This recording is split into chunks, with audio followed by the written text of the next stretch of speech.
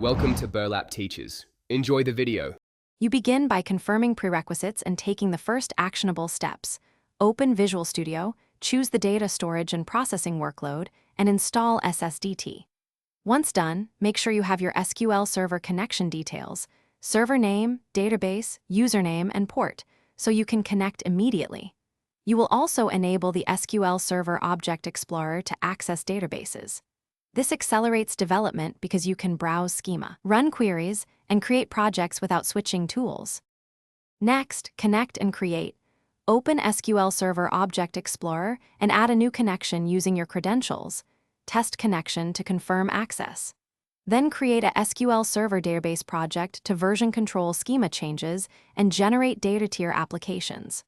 Once the project exists, import the existing database schema or use schema compare to sync differences. This helps you track migrations and avoid drift. Make sure to set target platform and deployment options, so finally run queries and deploy. Open the query editor, choose your connection, and execute TSQL to test logic and performance. Use visual execution plans when available. To deploy schema changes, build and publish your database project or generate a DAC pack and run it against target server. This ensures repeatable deployments. If deployment fails, check the connection string, target platform mismatch, and deployment options like drop objects. Addressing those resolves most issues quickly. Thanks for watching. Consider subscribing if this video helped you.